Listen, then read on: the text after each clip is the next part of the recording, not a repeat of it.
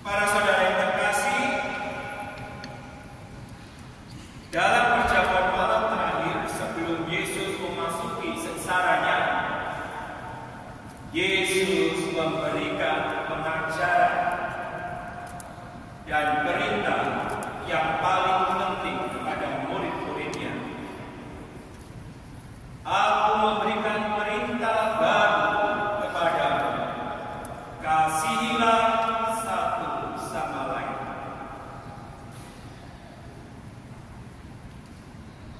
Para saudara, sayangnya kata cinta, kata kasih di zaman modern ini kehilangan kekuatannya, kehilangan maknanya. Terutama orang-orang Indonesia dengan mudahnya mengatakan cinta. Di sinetron, di lagu-lagu Indonesia, sehingga kata cinta ini kehilangan makna yang terdalam. Terlalu mudah orang menyatakan cinta. Nah, pada hari Minggu ini saya mengajak Anda sekalian untuk merenungkan kembali makna cinta yang disampaikan Tuhan pada malam perjamuan terakhir. Pertama, cinta bukanlah sesuatu yang sepele atau dangkal. Sebaliknya, cinta adalah bagian sentral dan paling penting dalam kehidupan orang-orang Kristen. Karena Tuhan yang kita ikuti, Tuhan yang kita imani adalah Dia Sang Cinta. Oleh karena itu, cinta memiliki sifat ilahi. Bukan hanya manusia, tapi cinta memiliki sifat ilahi. Kekal, universal, dan tak terbatas. Ketika kita sungguh-sungguh mengasihi Allah, Allah berdiam dalam diri kita. Dan kita yang berusaha mencintai menunjukkan sifat-sifat Allah. Seperti Santo Yohanes mengatakan, Allah adalah kasih, dan barang siapa tetap berada di dalam kasih, ia tetap berada di dalam Allah, dan Allah tetap berada di dalam Dia. Kedua, mencintai itu gampang atau enggak?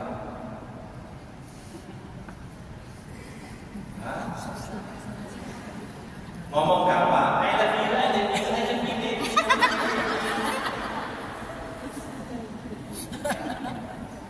Ya, itu gampang. Tapi kalau kita sungguh mengerti makna cinta, mencintai itu bukan hal yang gampang. Apa inti dari cinta? Apa inti dari cinta? Pengorbanan. Pengorbanan itu makna dari cinta. Dan Allah sendiri telah menunjukkan makna cinta yang mendalam, yaitu dengan mengorbankan Yesus Kristus, putranya yang tunggal, untuk keselamatan kita semua.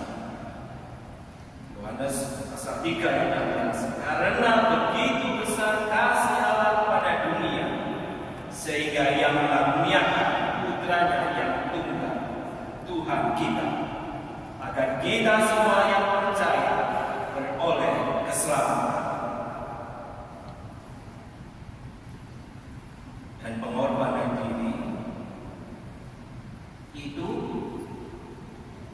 sakit. Bukan yang dikianati saja, sakitnya di sini. Itu saja. Itu pengkhianatan memang sakit, tapi lebih sakit kalau kita mencintai. Ya. Santa Teresa dari Calcutta berkata, cinta sejati membawa rasa sakit. Kalau kamu mencintai dan kamu belum merasakan sakit, kamu belum mencintai. Ya. Kalau yang lagi pacaran ini, siapa lagi pacaran? Yang muda-muda? Atau bukan yang muda sebenarnya? Yang sudah membina hidup berdua nggak bertahun-tahun untuk mencintai pasangan itu juga sakit. Banyak sakitnya. Sampai terluka.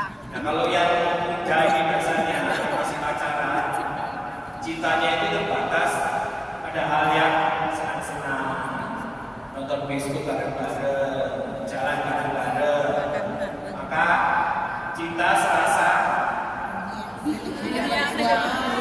Milik berdua. dunia serasa milik kita berdua yang lain kos. Kontrak. Itu cinta yang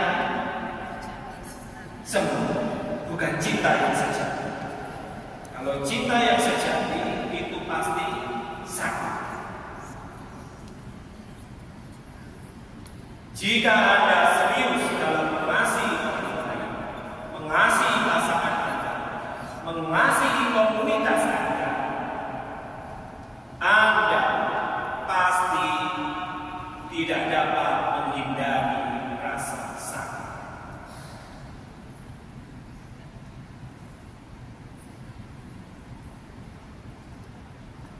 Karena kasih yang sejati itu pasti menyakitkan. Tetapi rasa sakit dengan cepat dapat ditoleransi dan bahkan menjadi bermakna dan perlu dalam hidup. Ya, dalam hidup berkomunitas, dalam hidup berkeluarga, dalam hidup pembiayaan. Hidup bersama orang lain itu sakit. Karena kita mau mencintai. Ya, tapi itu akan menjadi bermakna. Karena di situ kita diajak untuk berkorban.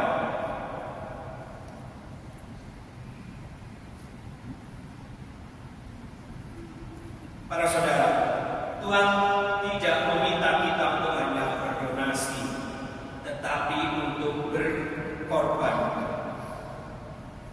Dan akan ada rasa sakit karena pengorbanan itu berasal dari hati kita yang penuh kasih.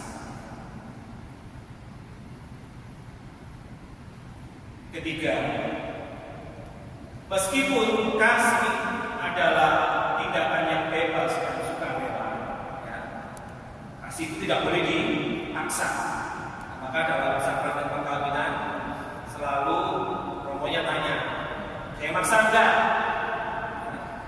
Kalau perkawinan itu dipaksa, enggak sah. Ya.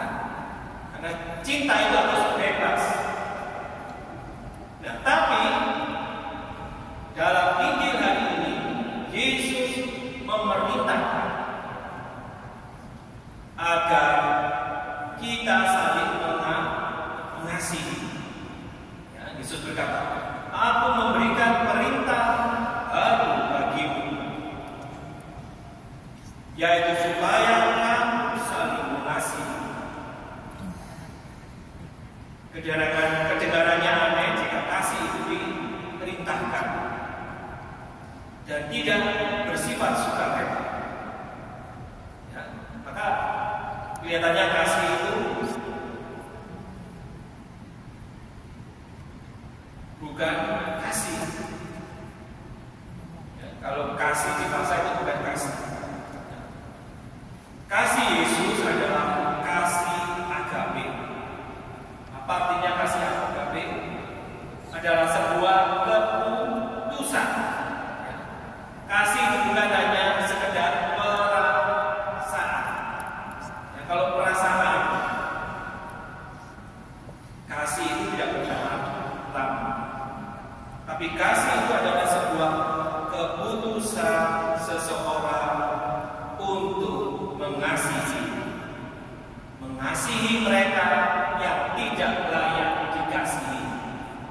mengasihi mereka yang benceng. Orang satu benceng hari ini. Benceng. Mengasihi suami yang belum mati sekarang. Pahit bagai empedu. Benceng. Tinggal itu kan ditinggalkan ngomong kafe kan. Curing. Karena benceng ditinggalkan ngomong kafe. Tapi kasih itu merupakan keputusan untuk tetap mengasihi walaupun pasangan kita, walaupun saudara komunitas kita itu benceng, mungkin layak, tidak layak kita kasihi. Seperti Yesus juga telah mengasihi kita. Kita ini tidak layak dikasihi oleh Tuhan, karena kita ini manusia yang manusia yang benceng. Setiap kali kita selalu berbuat dosa, tetapi Tuhan tetap mengasihi kita apa adanya kita dengan segala kelemahan dan dosa kita. Keempat, satu-satunya cara agar orang lain dapat mengenal kita sebagai orang Kristen adalah dengan mengasihi. Seperti 1 Yohanes mengatakan, dengan demikian semua orang akan tahu bahwa kamu adalah murid-murid, yaitu jika kamu saling mengasihi.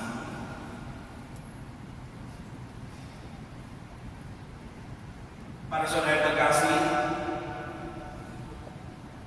mungkin kita sulit mengajak orang lain untuk percaya kepada Tuhan, kepada iman kita, karena mungkin hanya orang juga melihat komunitas Kristen itu juga di sini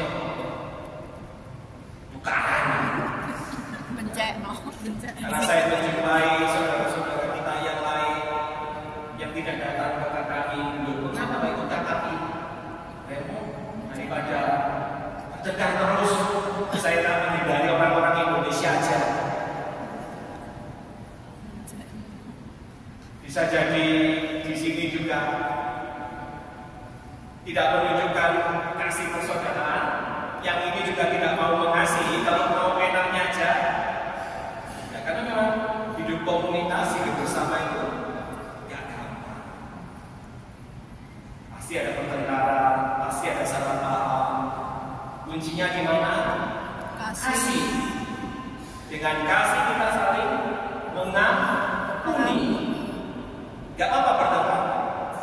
Besok mengampuni. Tapi kata Tuhan, satu hari cukuplah. Kemarahan itu cukup satu hari. Jadi kalau malam gugup, besok sudah bangun dengan bahagia, senang, damai. Rasa damai karena sudah mengampuni. Jadi kemarahan itu hanya satu malam saja. Besok pagi sudah harus mengampuni, bisa bersaudara.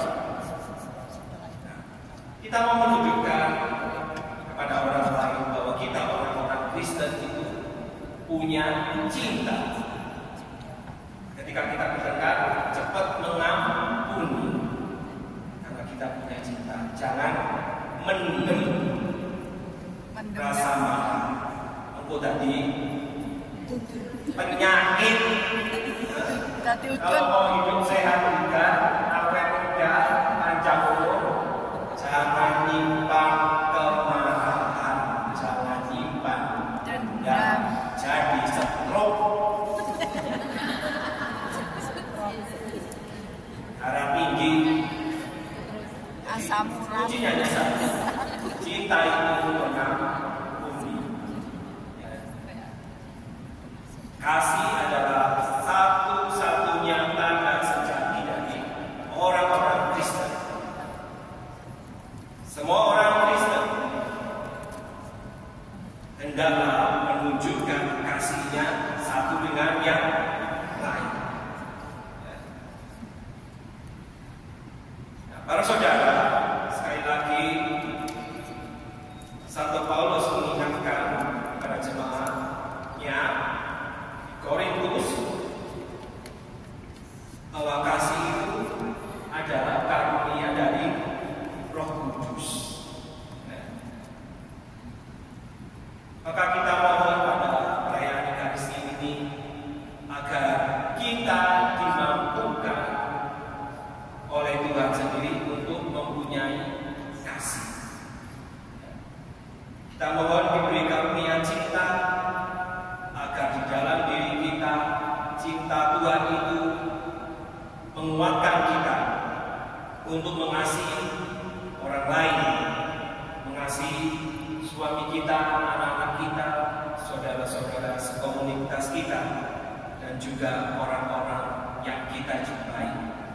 Sehingga melalui kesaksian hidup kita yang nyata, hanya orang